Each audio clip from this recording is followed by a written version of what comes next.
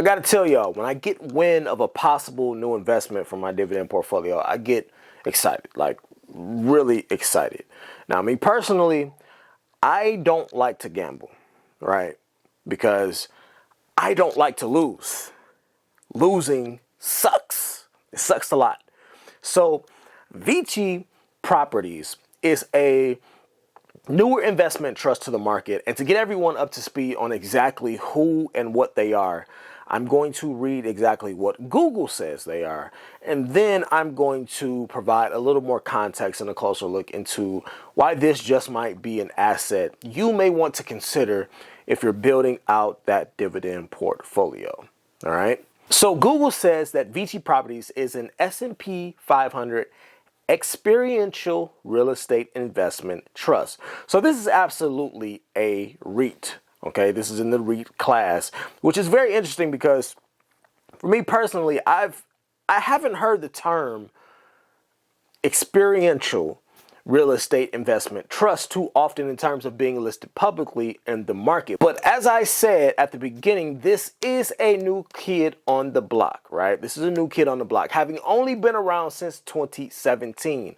So let's get into who they are and what they own. But more importantly, what are you investing into with this fund? So VICI Properties is a byproduct of Caesars Entertainment, and it's a corporation with one of the largest portfolios centered around gaming, hospitality, and entertainment destinations. To be more specific, we're talking about casinos, we're talking about Caesars Palace in Las Vegas, MGM Grand, and the Venetian Resort, also in Las Vegas. We're talking about the Mirage, we're talking about Mandalay Bay. These are some of the most iconic entertainment facilities in the country. Think about how much of a tourist attraction Vegas is, and then think about how people specifically go there for the casinos. You know, that's what you're essentially investing into with VICI Properties. So just to give a little more insight on who their biggest investors are, their largest investors are well-known companies including Vanguard, BlackRock, and Bank of America. There are more big name investors, but just with those three that I named, you get an idea of the types of businesses and investors that have money wrapped up in this fund. Casinos are literal cash cows, right? The bank knows what's up. It doesn't take a deep level of thought to understand why a bank would have a vested interest in the casinos, right? I think we all get the picture here.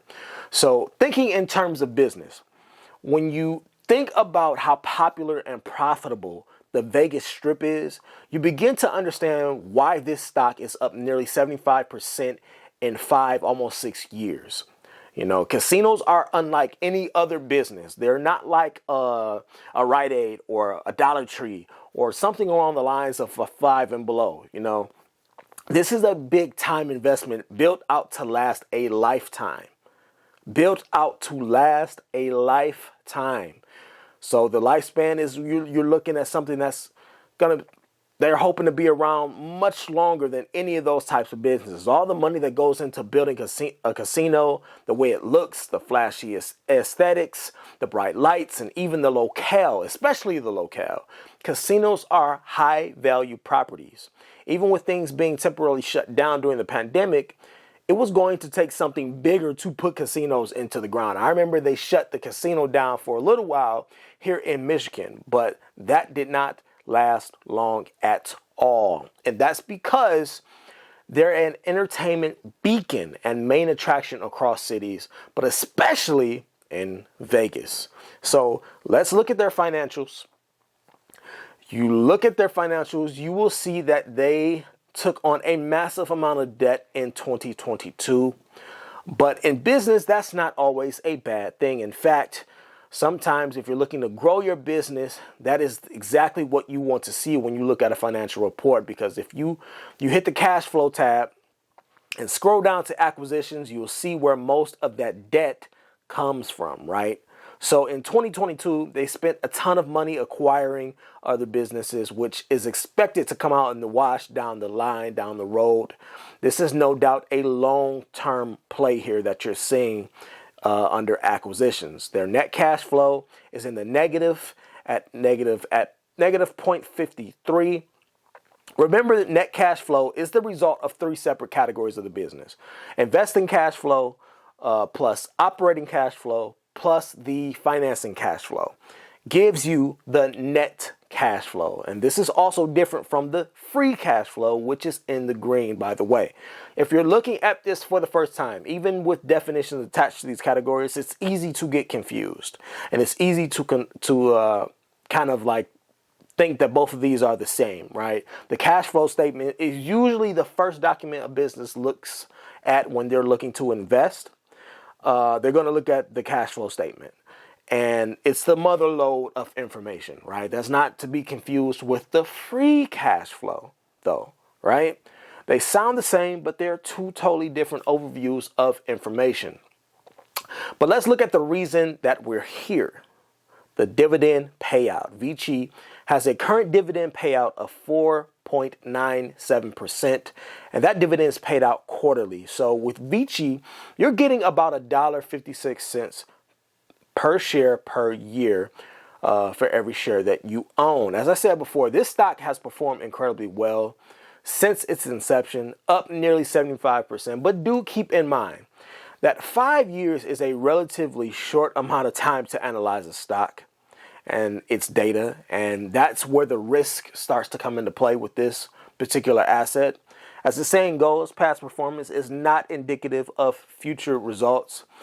In other words, there's no guarantee that the next 5 years will be as profitable as the last 5 years. And with the economy slipping further into debt, interest rates rising, and the cost of living showing no signs of slowing, I'd wager that it's unlikely that we see the same type of growth over the next 5 years. Could happen, but unlikely.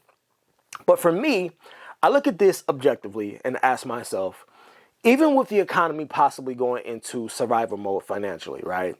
Will an industry that makes $50 billion a year disappear anytime soon? Or are they likely going to continue to make bank, right? U.S. casinos in the year of 2022 broke that $50 billion a year record, making $60 billion in revenue. People are gambling their lives away more than ever, it seems. You go into a casino on a weekday, any given weekday, and you won't see a bunch of people standing around throwing money at the machines. No, that's not how it works. But you will see the old, faithful casino goers.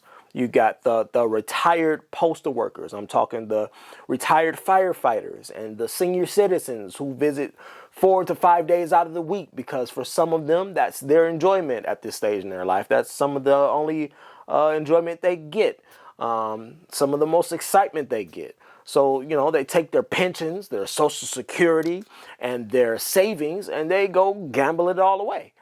You know, that's not an opinion, that's a fact. But I've decided that I don't want to become a patron of the casino. I want to own part of it. And for me, VICI is my way in. I still believe this fund has great upside potential. And if you're like me, you're looking to capture the best of both worlds, that respectable dividend payout and solid growth, right?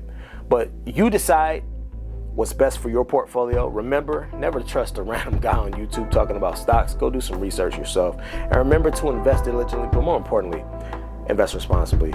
See you all in the next one. Later.